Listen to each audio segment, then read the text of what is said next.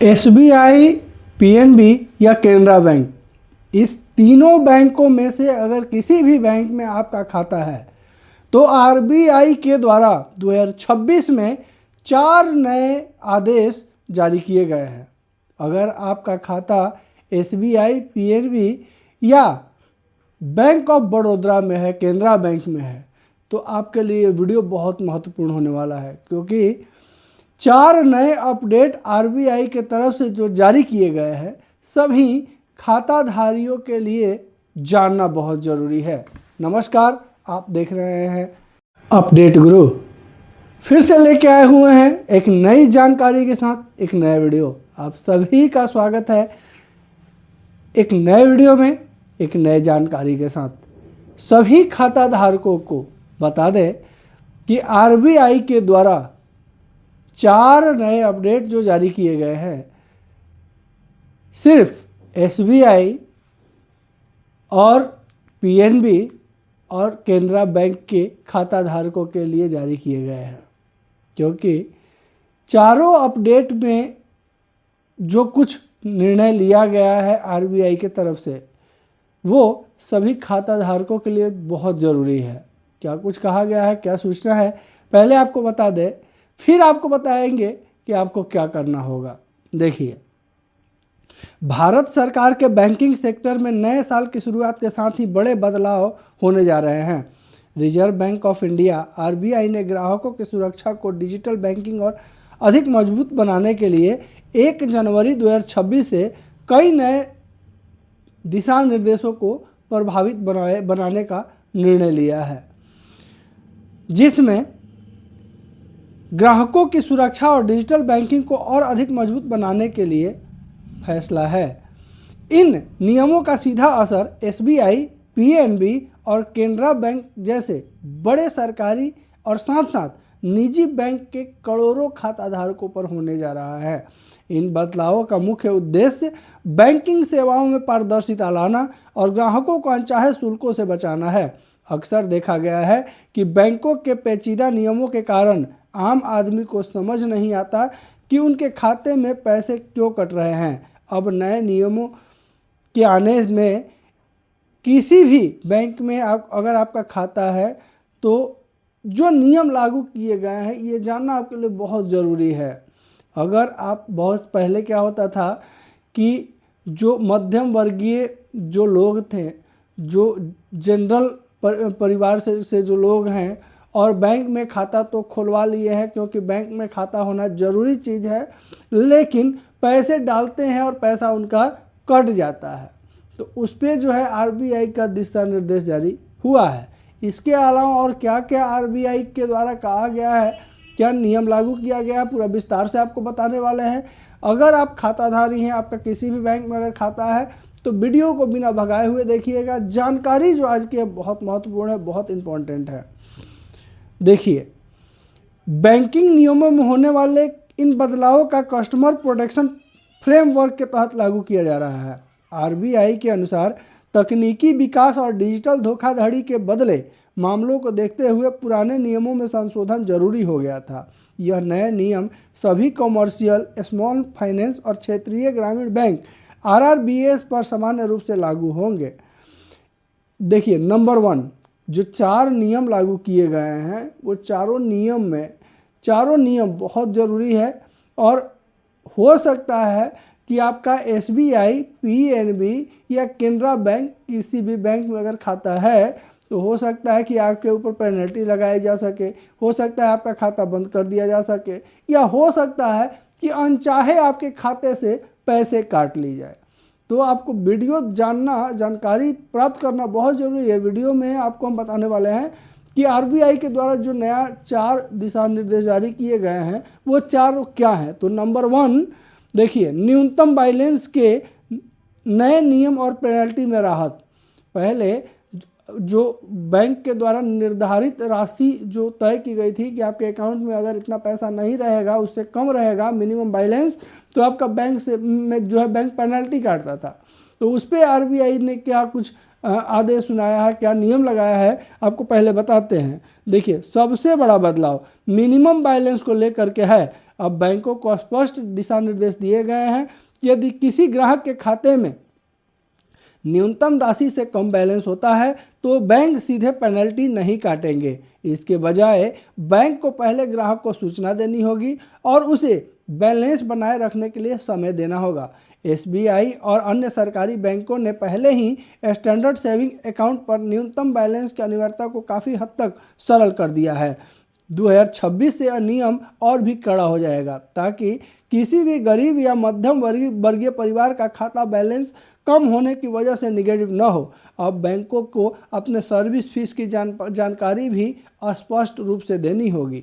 Number दूसरा में है फ्लोटिंग रेट पर प्री पेमेंट चार्ज का खात्मा, जीरो प्री पेमेंट चार्जेज।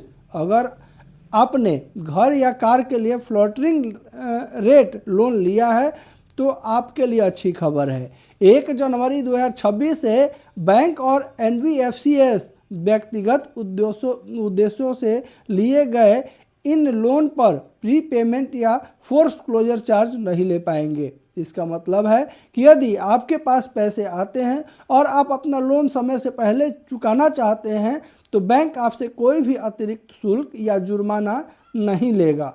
यह नियम ग्राहकों को वित्तीय आज़ादी देगा। वे जब चाहें अपना कर्ज चुका सकते हैं। बेहतर ब्याज दर मिलने पर अपना लोन दूसरे बैंक में ट्रांसफ़र भी करा सकते हैं, जिससे बैंकों के बीच प्रतिस्पर्धा रहेगी और ग्राहक को बेहतर ब्याज दरों का लाभ भी मिलेगा। जैसे कि अगर आपने गाड़ी, घर या किसी तरह का कोई लोन अगर किसी बैंक से आपने लिया है और आपको लग रहा है कि आपने जिस बैंक से लोन लिया है वो ब्याज दर वो बैंक ज़्यादा ले रहा है और आपको अगर पता चला या आपको जानकारी हुई कि कोई और बैंक जो है कम ब्याज पर लोन दे रहा है तो आप जो है अपना लोन अकाउंट जो है वो संबंधित बैंक में ट्रांसफ़र भी कर सकते हैं। जिस बैंक से आप लोन लिए हैं वो बैंक जो है बिल्कुल ही किसी तरह की कोई परेशानी आपके लिए खड़ा नहीं कर सकता है। ये जो स्वतंत्रता आज़ादी जो आरबीआई की तरफ से ग्राहकों को दी गई है ये मध्यम वर्गीय परिवार के लिए या जो लोन लेने वाले लोग हैं उनके लिए बहुत बड़ा फ़ायदेमंद सिद्ध होगा, क्योंकि बहुत सारा बैंक है जो 11%, 12%, 13%, 14% पर ब्याजें देती हैं। बहुत सारे ऐसे भी बैंक हैं जो 6%, 7%, 8% पर भी ब्याज देते हैं। तो आपको अगर जानकारी नहीं थी, आपने जो है महंगा रेट ऑफ इंटरेस्ट में लोन ले लिया और जब आपको पता चला कि अब फल्ला बैंक जो है वो कम रेट ऑफ इंटरेस्ट ले रहा है तो आप तुरंत अपना लोन को जो है ट्रांसफ़र उसमें करवा सकते हैं। इसमें किसी तरह कोई समस्या नहीं आने वाली है। अब नंबर तीसरा में है डिजिटल बैंकिंग के लिए सहमति प्रथम फ्रेमवर्क होगा। देखिए, डिजिटल धोखाधड़ी को रोकने के लिए digital banking channels authorization direction 2025 के तहत नए सुरक्षा मानक लागू किए गए हैं। अब बैंक आपकी अनुमति के बिना आपका निजी जानकारी जैसे कॉन्टैक्ट लिस्ट या लोकेशन का उपयोग नहीं कर पाएंगे। किसी भी डिजिटल सेवा को शुरू करने से पहले बैंक को आपकी स्पष्ट सहमति लेनी होगी। इसके अलावा बैंकिंग कॉल्स के लिए 1600 यानी कि 1600 नंबर का सीरीज शुरू किया जा रहा है, जिसका फ़ायदा यह होगा कि जब भी आपके पास बैंक से कॉल आएगी तो वह 1600 से शुरू होगी, जिससे आप असली और फर्जी कॉल के बीच के फ़र्क को समझ पाएंगे। यह कदम ताराई और आरबीआई द्वारा मिलकर उठाया गया है ताकि स्पैम फ्रॉड कॉल्स पर लगाम लगाई जा सके। नंबर चौथा, देखिए, निष्क्रिय खाते और नॉमिनेशन की नई प्रक्रिया लागू की गई है। जैसे कि आप लोग को बता दें कि आरबीआई के द्वारा जो नया नियम लागू हुआ है 2026 से, अगर आप बहुत सारे लोग ऐसे हैं, बहुत सारे ऐसे खाताधारी हैं जो कई बार खाता खुलवाएं और भूल गए, खाता उनका खो गया, वो अकाउंट नंबर खो गया, अकाउंट नंबर याद नहीं है, वो खाता जो है नहीं रहा, उनको याद नहीं रहा, और जब दूसरा बैंक में खाता खुलवाएं तो पहला खाता भूल गए, उसमें 200-500 रुपया भी डाले हैं, तो अब आपका पैसा डूबेगा नहीं। अगर आप कहीं खाता खुलवा के भूल गए हैं कहीं अगर अकाउंट ओपन करवा के भूल गए हैं तो आपको भले ही आपके पास पासबुक नहीं है, आपका अकाउंट नंबर नहीं है, याद नहीं है, कोई उसका डिटेल्स आपके पास नहीं है, इसके बावजूद भी आपका 1 रुपया भी डूबेगा नहीं। ये नया प्रावधान जो है आरबीआई की तरफ से चालू किया गया है। अगर आपका 20 बरस पुराना भी अकाउंट है और आप खुलवा के भूल गए हैं कुछ पैसे डाल करके, तो वो जो है आपको वापस दिए जाएंगे। जिसके तहत देखिए क्या कुछ कहा गया है, बैंकों में जमा अनक्लेम्ड डिपॉजिट को कम करने के लिए आरबीआई ने नॉमिनेशन नियमों में थोड़ी ढील दी है। अब आप अपने खाते में अधिकतम 4 नॉमिनी जो है जोड़ सकते हैं, जिसके साथ ही यदि आपका खाता 2 साल से अधिक समय से निष्क्रिय है तो उसे दोबारा सक्रिय भी किया जा सकता है। उसको पूरी तरह डिजिटल और मुफ्त बनाया गया है। इसके अलावा बैंक अब मृत खाताधारकों के पैसे को उनके कानूनी वारिस तक पहुंचाने के लिए अधिक सक्रिय भूमिका निभाएंगे। 1 जनवरी 2026 से बैंकों की अपनी वेबसाइट पर निष्क्रिय खातों की सूची अपडेट करनी होगी और ग्राहकों को समय समय पर इसकी सूचना भी दिया जाएगा बैंक की तरफ से। तो इसमें जो है सबसे बड़ी बात यह है कि अब जो है नॉमिनी प्रक्रिया जो थी, पहले 1 नॉमिनी होते थे हर एक बैंक में, लेकिन अब मिनिमम 4 नॉमिनी रखे जाएंगे ताकि जो खाताधारी हैं उनको उनके पैसे को जो है सही आदमी तक पहुंचाया जा सके और सही आदमी को दिया जा सके। इसके अलावा अगर आपका कोई पुराना बैंक अकाउंट है जो खुलवा करके आप भूल गए हैं तो वो भी जो है आप ऐसा नहीं है, अगर आप बैंक का भी नाम भूल गए हैं कि कौन सा बैंक में मेरा खाता है तो भी कोई समस्या नहीं है। आप बैंक का नाम भूल गए हैं, अकाउंट नंबर भूल गए हैं, आपका पासबुक खो गया है, तो आप जो है किसी भी बैंक में आप जहां हैं, आपके सबसे नज़दीकी बैंक शाखा जो भी होगा वहां पे आप जा करके अपना आधार कार्ड आप देंगे, पैन कार्ड देंगे, तुरंत जो है आपका जितना भी अकाउंट जिस बैंक में होगा सारा डेटा निकाल करके आपको संबंधित बैंक अधिकारी दे देंगे और उसके बाद जो है आपको उसी बैंक से आपको एप्लीकेशन करने के बाद पैसे भी वापस मिल जाएंगे अगर पैसा आपका उस खाते में होगा।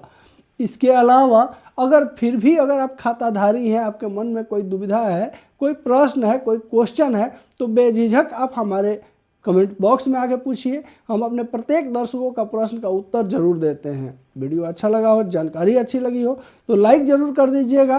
साथ ही साथ अगर वीडियो पहली बार देख रहे हैं, वीडियो चैनल पर अगर पहली बार विजिट किए हैं तो लगातार इसी तरह की जानकारी के लिए चैनल को सब्सक्राइब अवश्य कर लीजिए। वीडियो को शेयर करना बिल्कुल नहीं भूलिए, क्योंकि जो भी लेटेस्ट अपडेट आपके लिए लाए सबसे पहले आप तक जरूर पहुँचे। नमस्कार, जय हिंद।